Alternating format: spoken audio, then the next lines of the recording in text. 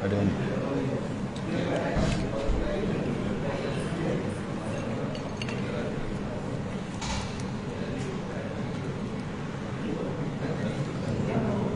Dekat surah An-Nur ke dekat hantar punya ni?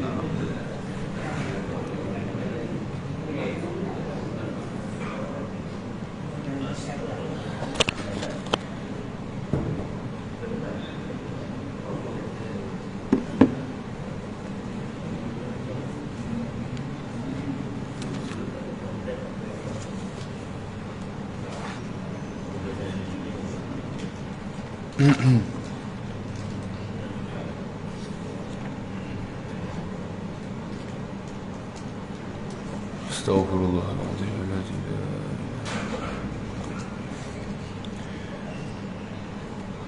A'udzu billahi minasy syaithanir rajim. Bismillahirrahmanirrahim. Alhamdulillahi rabbil alamin wa bihi nasta'in ala umurid dunya waddin. Allahumma salli ala sayyidina Muhammad al-Fatih lima ughli wal khatim lima sabaq nasiril haqqi bil haqq wal hadi ila siratikal mustaqim wa ala alihi wa sahbihi haqqa qadrihi wa miqdarihi al-azim. Subhanaka la ilma lana illa ma 'allamtana innaka antal alimul hakim. Qala rabbi shrah li sadri wa yassir li amri wahlul 'uqdatam min lisani yafqahu qawli wa la hawla wa la quwwata illa billahil aliyyil azim.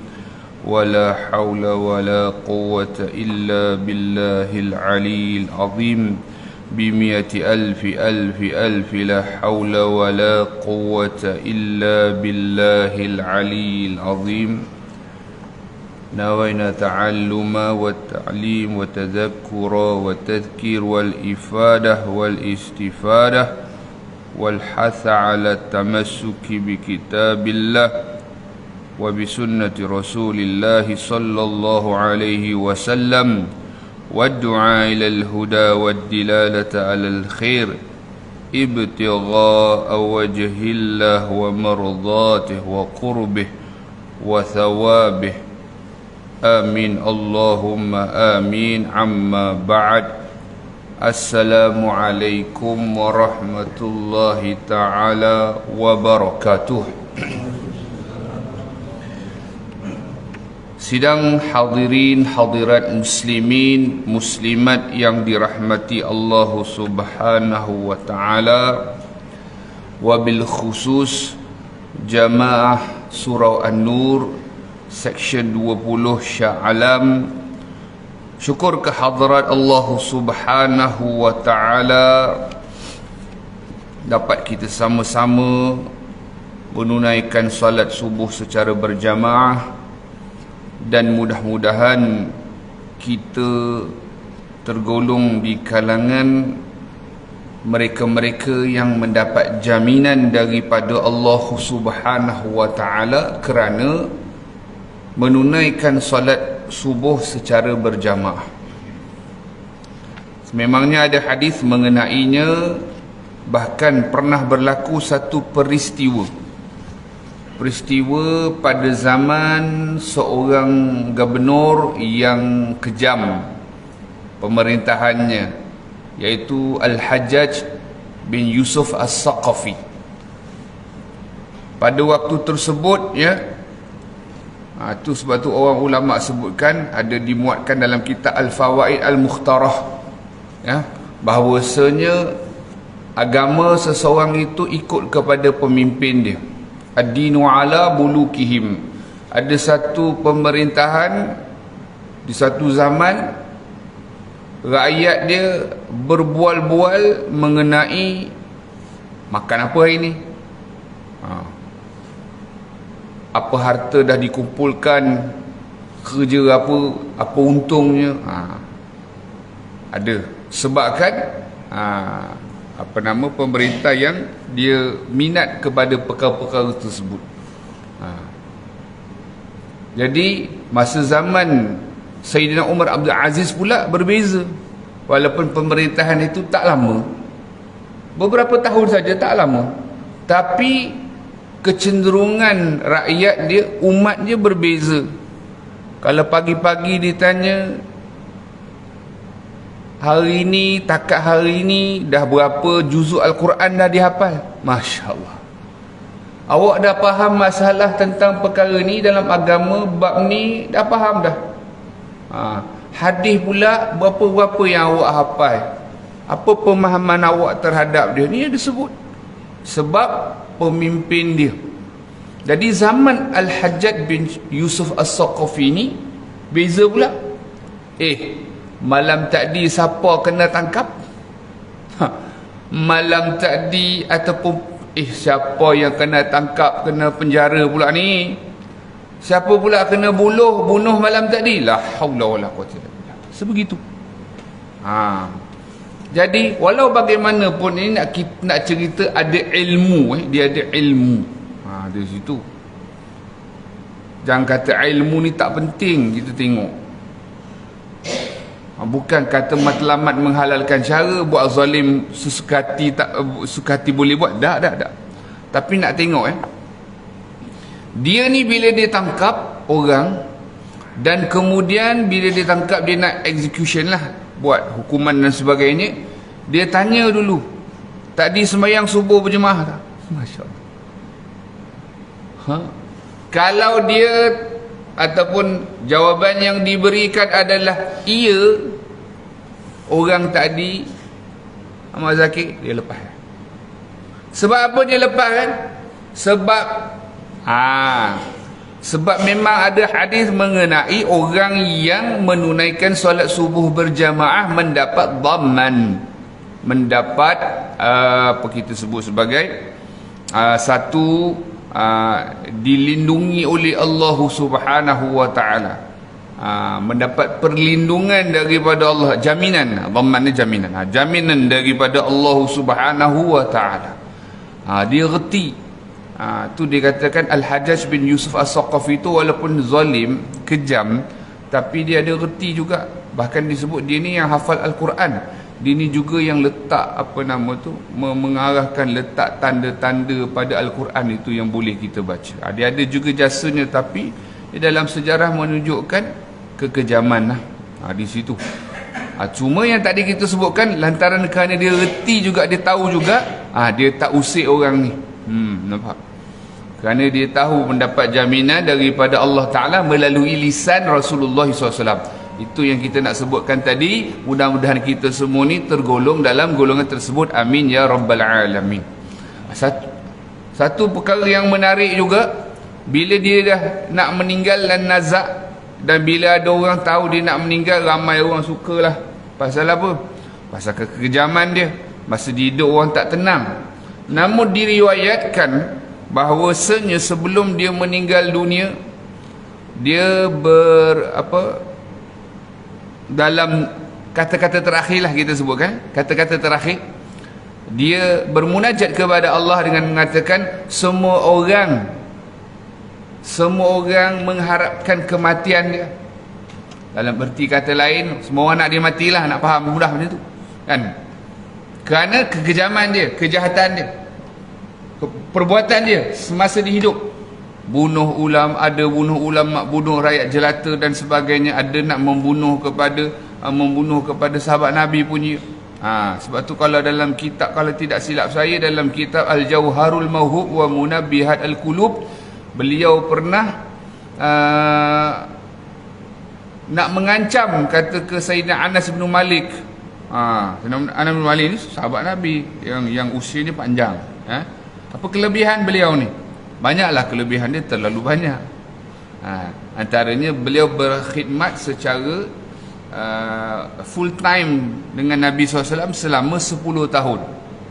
10 tahun khidmat dengan Nabi SAW. Daripada usia 10 tahun hingga usia 20 tahun. Bila kita ingat kisah Sayyidina Anas bin Malik ni, kita akan ingat juga pengorbanan maknya, ibunya. Ibunya yang serahkan anaknya ni ini Sayyidina Anas bin Malik ni kepada Nabi SAW ketika mana usia 10 tahun untuk khidmat kepada Nabi SAW. Pengorbanannya tak sia-sia lah tuan-tuan, kerana Sayyidina Anas bin Malik tergolong di kalangan sahabat yang agung dan juga ahli syurga, ahli ilmu di kalangan para sahabat. Nampak ya? Nabi doa kepada beliau 3. Yang pertama, umur yang panjang. 100 tahun. Yang kedua bang, Nabi SAW doakan dia dapat rezeki yang melimpah ruah, kaya raya lah, senang cerita, kaya raya. Dan yang ketiga, didoakan mempunyai zuriat keturunan yang ramai. Agak-agak ramai berapa bang? Anak dia saja. Teka je lah, salah betul nanti kita tak ada masalah. Agak-agak kita, ya, kalau orang kata kan, kita cakap sekarang lah, konteks sekarang anak berapa? 10. Weh, ramai lah. Orang kalau sekarang kata anak 4-5 pun dia kata ramai. Kalau zaman pak kita, dia kata anak berapa adik-beradik? 10 orang. Kita kira ramai. Sekarang ni 4-5 orang, kata ramai. Agak-agak Sayyidina Anas Ibn Malik radhiyallahu anhu, anak dia bukan cerita zuriat keturunan dia, anak dia saja berapa orang? 100 lebih. Masya Allah, tabarakallah. Cucu dia 300 lebih. Masya Allah, tabarakallah. Jangan tanya isteri berapalah. Yang penting kita tahu benda tu saja. Berkat Nabi SAW, doa Nabi SAW, anak saja 100 lebih. Masya Allah. Cucu je 300 lebih. Nak beritahu kata ini antara doa yang disebutkan, apa kita katakan, borong lah. Borong doa Nabi tu. Kenapa? Kalau umur je panjang, kalau miskin payah jugalah sikit, kan? Tapi walaupun miskin tu bukan hina, fakir tu bukan hina, tidak, jangan salah faham. Mana susah sedikit lah. Tetapi itu ujian kehidupan. Jangan kita kata ni sebagainya. Jangan kita hina-hinakan, memperendah-rendahkan. Cuma nak beritahu, umurnya panjang, Nabi doa apa lagi? Kaya raya. Lagi apa lagi doa? Zuriat keturunan. Ada orang yang umur panjang, kaya barangkali, zuriat keturunan tak ada langsung, kan? Ada orang yang mungkin dia umur panjang, zuriat keturunan ramai, mungkin ala kulihal dia tak kumpul semua. Tapi doa Rasulullah SAW kepada Sayyidina Anas bin Malik ni 3 mencakupi hak tadi, borong lah kita sebut. Jadi zaman tu dia hidup lagi tu, Sayyidina Anas bin Malik, dia minta satu doa. Dia kata, tolong ajarkan kepada aku. Dia kata, doa ni aku nak ajarkan kepada anak keturunan aku. Baik. Tapi doa tu panjang sikit lah, saya pun tak hafal doa tu. Cuma nak beritahu, kata mula-mula Sayyidina Anas bin Malik tak nak beritahu. Dia kata, aku tak nak beritahu. Aku tak nak beritahu. Dia kata, kalau aku ni kalau ikut-ikutkan, kalau tak kerana ada dia gubernur, dia ada atas lagi, sultan lah, khalifah. Kalau tak kerana arahan khalifah ni, aku dah bunuh kau. Macam tu dia ancam, tu sahabat Nabi tu. La ilaha illallah. Berani. Tapi Sayyidina Anas bin Malik kata, aku tak takut lah. Aku tak takut dengan penguasa yang zalim, dia kata. Dengan binatang buah, apa jua dia tak takut. Sebab dia kata apa? Kenapa tak takut? Kerana Nabi ada ajar aku satu doa, sekian doa, yang mana dia tidak takkan takut kepada apa-apa ancaman tersebut, termasuk penguasa yang zalim. Dia paksa juga ajar. Akhirnya dia beritahu juga. Dan termaktub dalam kitab, bila-bila senang boleh rujuk di dalam kitab Al-Jawharul Mawhub wa Munabihat Al-Qulub, dalam bab kelebihan doa, nanti boleh rujuk tengok. Dia dapat doa tu panjang. Siapa baca tu insya-Allah Allah beri perlindungan khusus. Baik. Jadi yang tadi kita sebutkan, begitulah manusia itu, bila kita tahu, kalau kita tengok dalam tajuk kita yang diberikan untuk pagi ini, kita nak istiqamah. Tadi saya ceritakan tersebut pasal nak cerita penekanan terhadap perlindungan yang kita akan dapati, dhamman, yakni jaminan daripada Allah agar kita dilindungi oleh Allah Subhanahu wa taala berkat sembahyang subuh kita. Dan kita kena ingat satu perkara, Allahumma salli ala Sayyidina Muhammad, berkat puasa yang telah kita lakukan, ketika mana bulan Ramadan ini, Allah Ta'ala nak berikan kita banyak perkara-perkara kebaikan. Antaranya di situ, antaranya adalah ketika mana seseorang itu ataupun antara bulan Ramadan kepada Ramadan, ya, kita mendapat yang disebutkan, ya, pengampunan daripada Allah Subhanahu wa Ta'ala antara Jumaat ke Jumaat,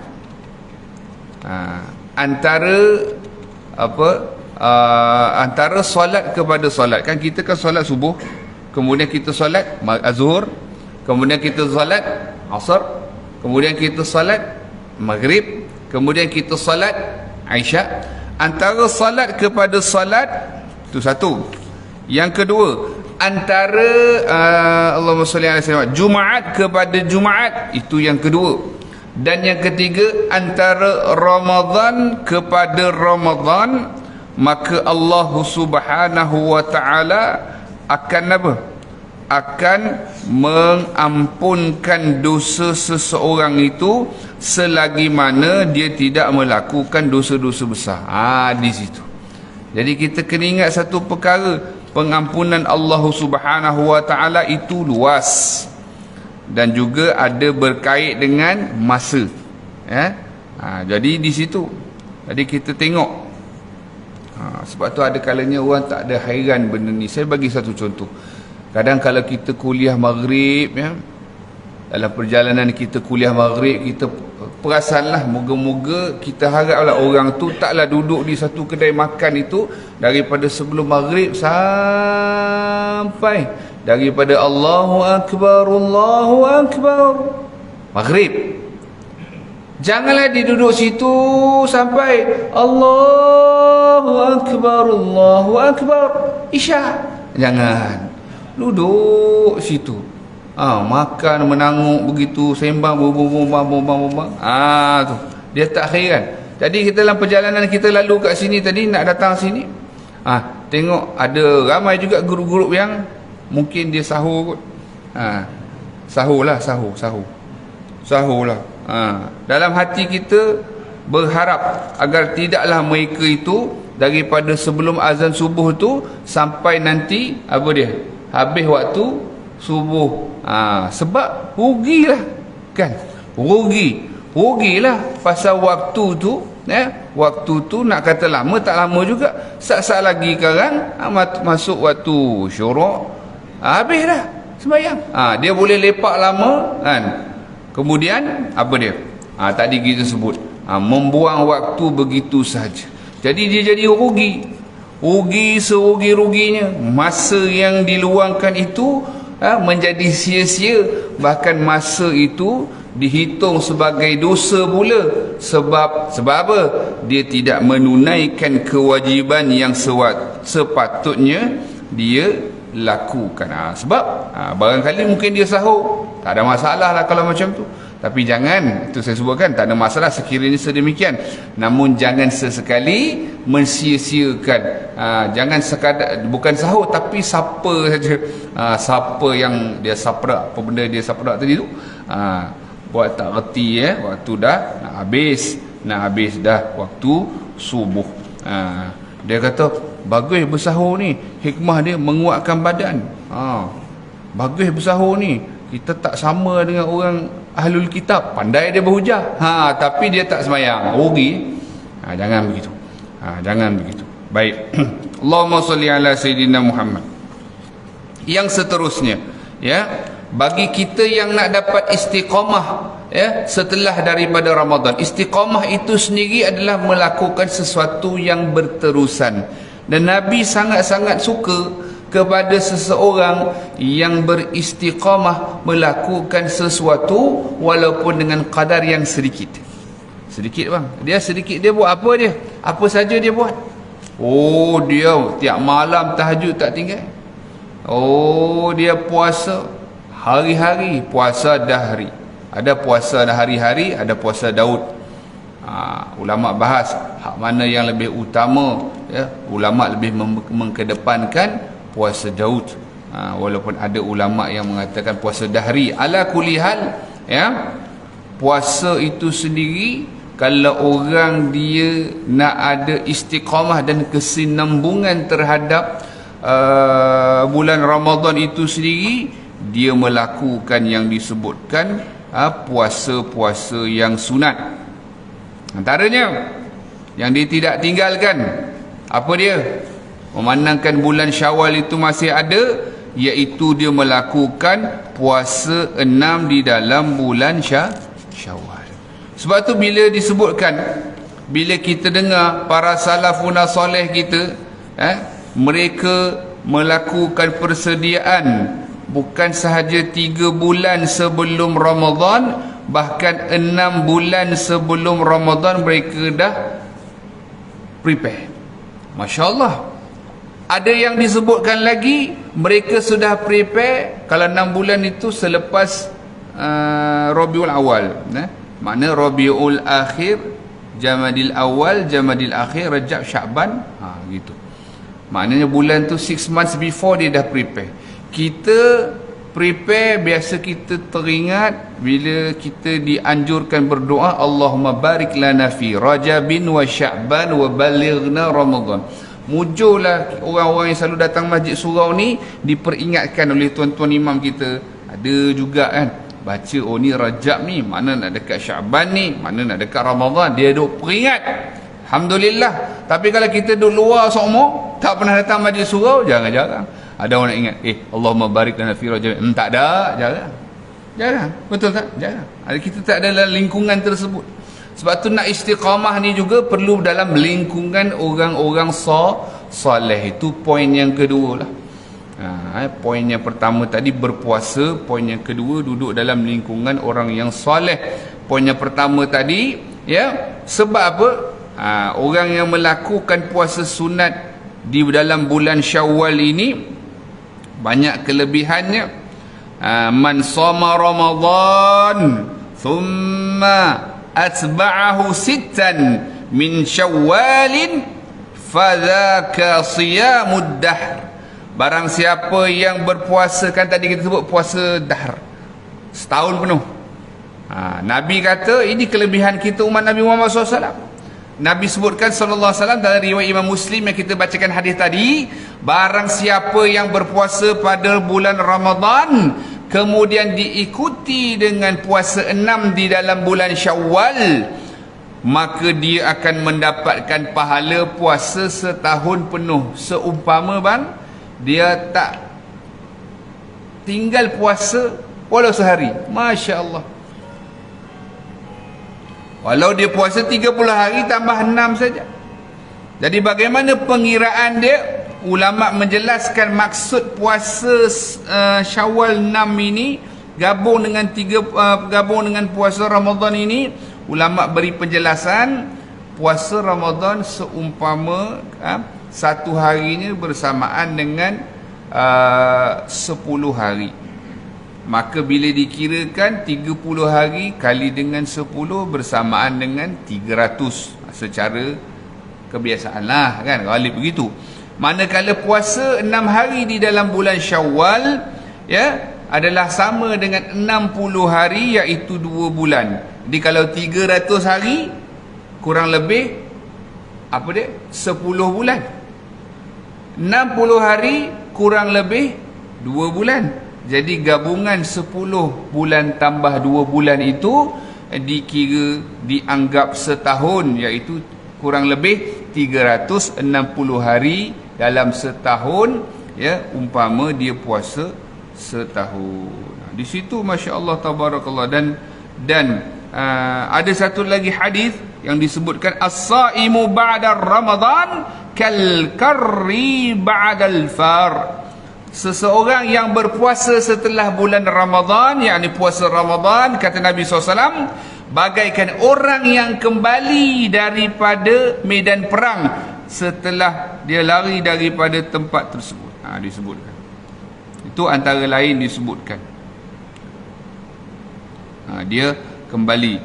Jadi orang yang puasa Ramadan ini ada disebutkan, ya. Jadi orang yang tak dapat nak puasa orang yang tak dapat nak puasa Ramadan, ya,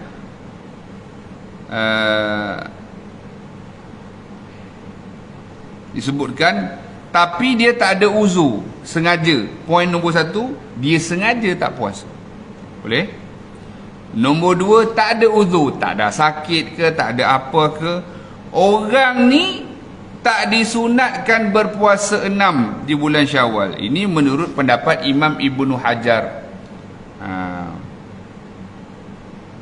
Namun Imam Ramli kata boleh-boleh saja dia puasa 6 di bulan Syawal walaupun dia tidak berpuasa pada bulan Ramadan. Jadi kita kena ingat satu perkara dalam mazhab kita Asy-Syafi'i, ada 2 pendapat yang muktamad, iaitu Imam Ibnu Hajar Al-Haythami dan Imam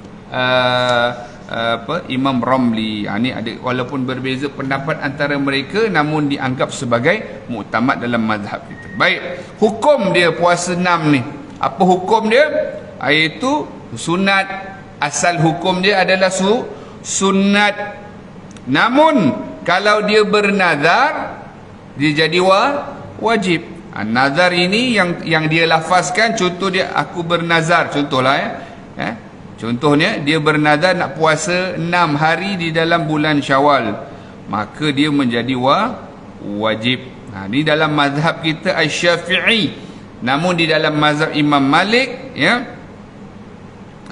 Imam Malik kata kalau puasa tersebut dia nazar, hukum dia makruh. Baik, itu perihal hari kita berpegang kepada mazhab kita Asy-Syafi'i. Baik, waktu dia bila? Waktu dia bang, hari raya kedua dah boleh dah. Sehingga bila? Sehingga akhir Syawal itu. Tapi kadang-kadang kan kita pun bila akhir Syawal dia jadi jam. Jadi elok tak kita awalkan puasa 6 tu? Elok kita awalkan. Kadang-kadang tapi depa salahkan depa salahkan apa nama kita kata, open house tu. Banyak sangat open house Ustaz. Tak ada nak. Depa salahkan open house. Open house tak ada apalah kan. Jangan, kita ada rancang timing gitu. Jadi bila boleh mula? Raya kedua dah boleh mula. Tu. Raya kedua dah boleh mula. Dan cantiknya kita buat secara apa dia? Berkesinambungan terus. Sebab tu kalau kita tengok para salafun soleh kita, raya kedua, raya ketiga, raya keempat, raya kelima, raya keenam, raya ketujuh, dia berpuasa 6 direct. Sebab Nabi sebut sallallahu alaihi wasallam, man shoma sittata ayyam ba'da al-fitr mutatabi'ah faka'annama shoma as-sanah. Kata Nabi SAW dalam riwayat Imam At-Tabarani, barang siapa yang berpuasa 6 hari setelah hari raya Aidil Fitri secara bersambung-sambungan, faka'annama shoma as-sanah, maka dia ni seakan-akan berpuasa selama setahun. Jadi di dalam mazhab kita Imam Asy-Syafi'i, pendapat yang lebih diutamakan dan yang paling dikedepankan adalah puasa 6 Syawal ini secara berturutan. Daripada raya kedua itulah. Sebab itulah Allahumma salli ala Sayyidina Muhammad, kita tengok para salafun soleh kita, orang tua-tua kita, biasa mereka raya kedua dah, ketiga. Apa open house tak open house, mereka tenang saja. Tenang. Kita tengok kadang kita pelik. Kita budak-budak kecil tengok orang tua-tua kan, makcik-makcik kita, bapak kita, nenek kita, mereka puasa tenang, relax je. Orang lain dengan segala macam bumbang-bumbang, makan, air botol tak air botol apa semua kan, kuih tak kuih apa semua, rendang tak rendang, bumbang-bumbang. Sampai bila? Sampai tak puasa lah siapa? Budak-budak. Itu cara kita budak kan, budak kita dah tua-tua ni, kita tak boleh jadi macam budak-budak, pasal kita kena kejar apa dia, kita kena kejar bekal kita. Masya-Allah. Tu subhanallah. Sebab tu dikatakan istiqamah selepas Ramadan ni. Dan istiqamah ni benda bukannya mudah sebenarnya. Sebab itu disebut al-istiqamatu alfi khairi karamah. Istiqamah itu lebih baik daripada 1000 karamah. Min alfi karamah. Khairi min alfi karamah. Lebih baik daripada 1000 karamah. Sebab apa? Sebab nak istiqamah tu bukan mudah. Kita tengok diri baginda Nabi SAW tu, sudahlah, terlalu banyak perkara yang baginda Nabi kekalkan dalam kehidupan baginda Nabi sebagai contoh tauladan. Kita bang, kalau dapat, kita boleh dapat sedikit sebanyak, kita buat pun dah alhamdulillah. Kita tak pernah tanggai kopiah kita, contoh. Pakaian sunnah kita, contoh. Siwak kita, contoh. Dalam senantiasa dalam keadaan berwuduk kita, contoh. Isnin Khamis berpuasa, contoh. Lebih-lebih lagi kita ni boleh gabungkan niat puasa 6 tadi tersebut dengan puasa contoh Isnin ataupun puasa Khamis, dapat 2 pahala. Tu dapat 2 pahala. Kalau ada tuan-tuan yang belum lagi melakukan puasa sunat Syawal, masalah kata dia nak start, contoh hari ni lah dia nak start. Ada ulama mengatakan yang paling afdal tu daripada raya kedua hingga raya ketujuh tadi itulah, memang direct lah, memang dapat sebagaimana yang Nabi sebutkan yang tadi hadis riwayat Imam Tabrani. Namun ada ulama menyebutkan berturutan juga boleh dilakukan later. Later maknanya still dalam Syawal tapi later, tapi berterusan. Ada yang nak start mungkin Isnin, today lah, Isnin, Selasa, Rabu, Khamis, Jumaat, Sabtu, masalah contoh. Dapat juga berturutan. Namun yang terafdal yang tadi kita sebutkan kedudukan dia, ranking dia. Namun ada juga yang nak buat macam ni lah, aku nak dapat Isnin, Khamis, Isnin, Khamis, Isnin, Khamis. Dah 6 lah kan, betul lah? Isnin, Khamis, Isnin, Khamis, Isnin, Khamis, 6 kan? Aku nak dapat macam tu lah, aku nak buat macam tu pun boleh juga. Jadi dia berniat dengan dapat Isnin, Khamis, Isnin dan Khamis, dan puasa 6, dah dapat 2 dah pahala di situ. Ataupun di sini mungkin kadang-kadang kita perasan tarikh, ada kadang-kadang tak perasan tarikh. Pada hari Khamis minggu ni, kan hari ni today is Monday, Tuesday, Wednesday, Thursday. Thursday nanti hari Khamis ni adalah apa dia? 13, 14, 15. 13, 14, 15. Jadi 13, 14, 15 adalah apa dia? Puasa putih. Kita disunatkan berpuasa putih dalam sebulan, ada puasa putih 13, 14, 15. Jadi kalau kita niat, contoh kita niat puasa 6, dapat dah pahala puasa 6. Kemudian kita niat contoh hari Khamis, kan kita mula dapat puasa Khamis. Yang ketiga, puasa putih, dapat niat puasa putih. Hari Khamis tersebut boleh kita gabungkan niat puasa 6, puasa Khamis, puasa tadi puasa putih. Masya Allah, dapat pahala 3. Hak lain-lain tadi tu 14, 15, niatkan puasa 6, niatkan puasa putih, dapat 2 pahala. Jadi persoalan, terkadang orang bertanya, bagaimana pula kalau puasa qada Ramadan itu digabungkan niatnya pada puasa 6 hari Syawal. Jadi dalam pendapat yang kuat dalam mazhab kita Asy-Syafi'i, diperbolehkan, diperbolehkan, walaupun yang terafdal sekali mengasing-asingkan. Terafdal sekali mengasing-asingkan. Puasa 6, puasa 6, puasa Isnin, Khamis, puasa tadi apa tadi? Puasa putih, puasa putih. Yang terafdal sekali begitu. Kalau dia boleh buat straight 6, settle 6, gitu. Lepas tu dia nak qada kemudian, okey. Tetapi kalau dia tak ada masalah qada lah, kalau dia ada masalah qada, macam mana? Afdalnya asingkan. Namun kalau digabungkan boleh ke tidak? Dalam mazhab kita diperbolehkan. Cuma yang puasa kalau dia ada qada Ramadan, dia kena niat qada terlebih dahulu. Itu kaedah dia. Sebab dahulukan yang wajib. Faham Dia kena dahulukan yang wajib. Niat qada Ramadan terlebih dahulu. Jadi Para ulama berbeza pendapat tentang puasa sunat Syawal yang digabungkan dengan puasa qada. Jadi kita tengok apa pendapat Imam Ibnu Hajar Al-Haythami. Kata beliau, jika dilakukan puasa qada Ramadan pada bulan Syawal, yang dia niatkan puasa 6 tersebut pada bulan Syawal, kalau dia niat, maknanya qada Ramadan, dia niat juga puasa 6 Syawal, maka hukum dia sah dan dapat pahala qada dan dapat pahala sunat. Ingat ini menurut Imam Ibnu Hajar Al-Haythami. Kalau dia niat, mana dia niat qada dan juga dia niat puasa 6, dapat pahala qada, dapat pahala sunat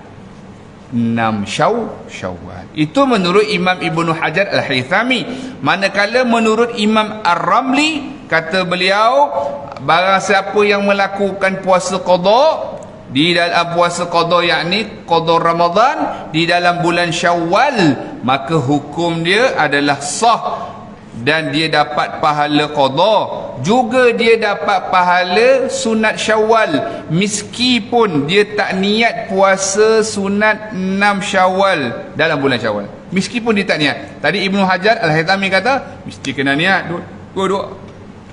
Tapi kan kita dah sebutkan tadi, bila ada qada dengan puasa sunat, dahulukan yang qada kerana hak tu yang wajib. Itu menurut pendapat Imam Ramli. Dia tak niat juga puasa 6, dia dapat juga. Ala kulli hal, boleh kita berpegang dengan pendapat sedemikian kerana kedua-duanya adalah muktamad di dalam mazhab kita Asy-Syafi'i.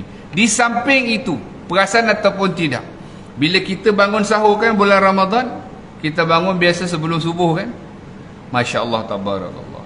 Jadi jadikan, kan bila dalam Ramadan kan disebutkan man qama ramadanan imanan wahtisaban ghufira lahu ma taqaddama min dhanbih. Barang siapa yang menghidupkan malam, yakni berqiyamul lail, yakni ulama khususkan iaitu bertarawih pada bulan Ramadan, maka Allah Taala akan ampunkan dosa-dosanya yang telah lalu.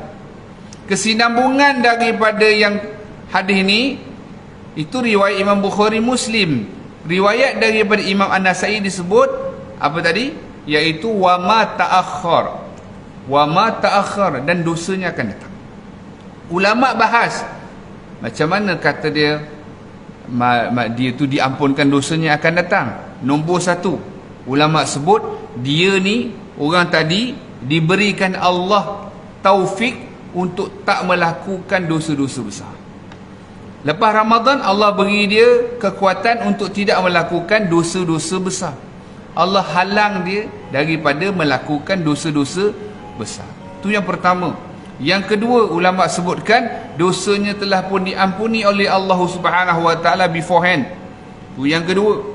Dan yang ketiga, sekiranya dia tergelincir juga, dia terjerumus juga dalam kancah maksiat bang, sekiranya contoh, Allah beri dia kekuatan dan taufik untuk kembali bertaubat kepada Allah Ta'ala. Itu maksud dia. Wa ma ta'akhkhar, ulama sebut. Jadi dalam erti kata lain, kalau berjaya di dalam madrasah Ramadan dan dapat dia beristiqamah di dalam bulan Ramadan, yang pertama antara tandanya ibadat dia, level ibadat dia sama ataupun lebih daripada Ramadan itu sendiri. Maksudnya sama ataupun lebih, dia maintain lah, dia maintain, dia tak kurang. Nombor 2 yang tadi kita sebut, Allah pelihara dia dari buat dosa-dosa besar. Sekiranya tergelincir juga, Allah beri dia kekuatan untuk kembali kepada Allah Subhanahu Wa Taala. Kerana makna taubat itu sendiri adalah kembali. Yang tadi kita sebutkan kan, bangun sahur kan kena bangun sebelum. Jadi digunakan kekuatan dalam bulan Ramadan itu, yang dia bangun sebelum azan subuh itu untuk bersahur, dia gunakan kekuatan tersebut, dia bina kekuatan tersebut untuk dia dapat bangun untuk menunaikan solat sunat sekurang-kurangnya rakaatain khafifatain, 2 rakaat yang ringan dan ringkas paling-paling tidak. Sebab kekuatan yang dia telah dapati daripada Ramadan itu sendiri. Seumpama begini kita nak faham, Ramadan satu bulan yang dia charge bateri keimanan dan ketakwaan dia full, dia charge bateri dia full. Jadi untuk bertahan lagi 11 bulan yang mendatang, Syawal, Zulqa'dah, Zulhijjah, Muharram, seterusnya sampai Rajab, Sya'ban, dan dia kembali kepada bulan Ramadan untuk charge lagi. Sebab tu kita minta pada Allah agar kita sampai pada Ramadan, ya. Allahumma barik lana fi Rajabin wa Sya'ban wa ballighna Ramadan. Pasal tu bila kita sampai pada Ramadan baru ni, kita rasa mujur tak? Mesti kena ada rasa syukur. Mujurlah sampai, syukurlah ya Allah. Pasal apa? Ada tak orang tak sampai? Ya, tak sampai. Ada tak dalam Ramadan dia hidup tapi berapa hari saja? Ya. Sebab itu bila kita masa bulan Ramadan tersebut, sunat kita berniat ikut mazhab Malik pada hari pertama Ramadan tu, malam pertama itu, agar apa? Ada dua kelebihan disebutkan oleh ulama. Nombor satu, dari sudut dari segi mazhab Malik, niat itu sah.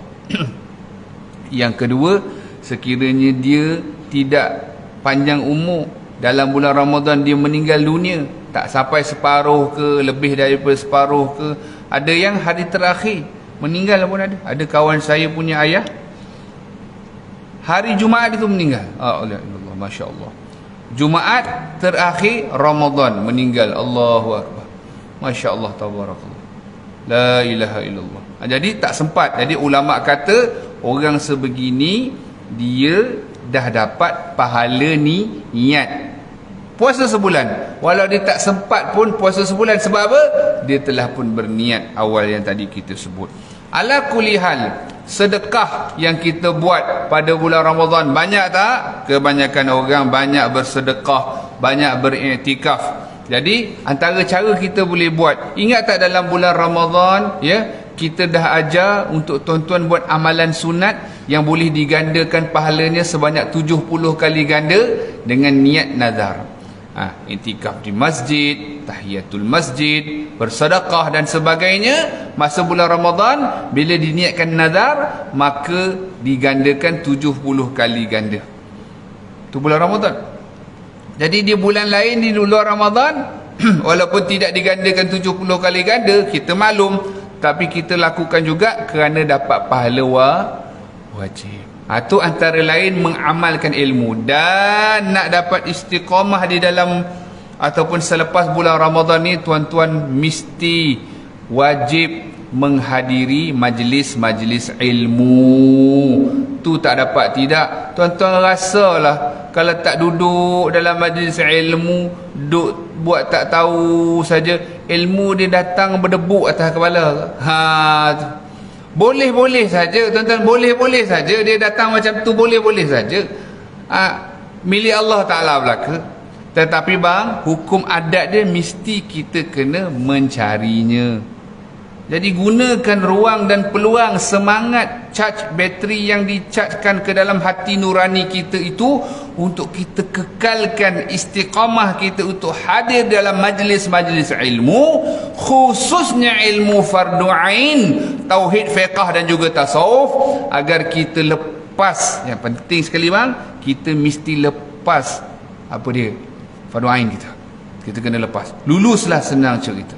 Dalam berti kata lain, kan, kalau kita tahu ataupun merasakan diri kita masih belum lepas lagi, usahakan keluarkan diri kita daripada kepompong kejahilan. Dan mudah-mudahan kita ada target. Ya Allah, ya Tuhanku, target aku sebelum Ramadan ni, aku nak settle lah tauhid, fiqh, tasawuf. Kok mana aku nak settle? Tolonglah ya Allah, lorongkanlah diri aku, jumpakanlah aku dengan mereka yang boleh bantu, guru-guru yang boleh bantu, kitab-kitab yang mana yang sesuai untuk diriku, agar aku boleh lepas ilmu fardu ain ni. Sebab apa?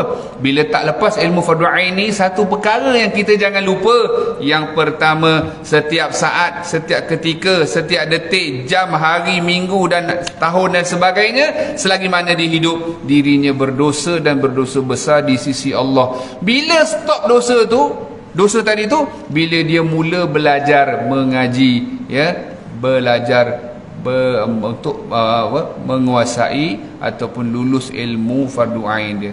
Tidaklah orang nak istiqamah lepas Ramadan dengan ilmu. Dan saya bersyukur kepada Allah, tuan-tuan dan puan-puan yang dirahmati Allah Ta'ala, ya, tetap kekal dalam majlis ilmu, teruskan, dan biarlah dan moga-mogalah Allah Ta'ala matikan kita dengan kematian yang baik, husnul khatimah bil khair wal lutfin wal afiyah, dalam keadaan kita sebagai penuntut ilmu. Amin ya rabbal alamin. Dia tak ada istilah habis ngaji, tak ada. Tak ada istilah habis mengaji, tak ada. Dia habis lah. Barang siapa yang mengatakan dia telah tahu, itulah titik permulaan dia tak tahu. Sayyidatina Aisyah radhiyallahu anha bagi tahu. Jadi moga-moga kita ni tak berhenti menuntut ilmu sampai apa? Sampai akhir hayat kita. Kita doa pada Allah mati dalam iman, mati dalam takwa berkat Ramadan yang mulia. Saya mohon maaf segala salah dan silap. Panjang umur kita bertemu lagi. Masih tak terlambat untuk mengucapkan selamat Hari Raya Aidilfitri dan maaf zahir dan batin. Mudah-mudahan Allah Ta'ala berikan kita Hari Raya yang sebenar. Bila Hari Raya yang sebenar? Ketika melihat Allah Ta'ala di akhirat kelak, dan Allah redha kepada kita, kita redha akan Allah sebagai Tuhan kita. Wabillahi taufiq wal hidayah. Wassalamualaikum warahmatullahi ta'ala wabarakatuh. Auzubillahi minasyaitonir rajim. Bismillahirrahmanirrahim. Alhamdulillah rabbil alamin, wassalatu wassalamu ala asyrafil anbiya'i wal mursalin sayyidina maulana Muhammadin wa ala alihi wa sahbihi ajma'in. Allahumma nawwir qulubana bi nuri hidayatika wa nawwir al-ardha bi nuri syamsika abadan abada bi rahmatika ya arhamar rahimin. Allahumma rzuqna tawfiq wal hidayah wal inayah wal istiqamah. Allahumma rzuqna ikhlas wa jamil furuḍ fi jamil ahwal. Allahumma faqihna fid din wa 'allimna ta'rifut wa 'arifin.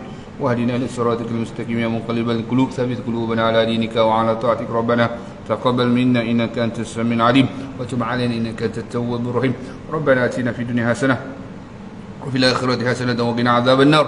وصلى الله على سيدنا محمد وعلى اله وسلم والحمد لله رب العالمين. تقبل الله منكم. الله أكبر.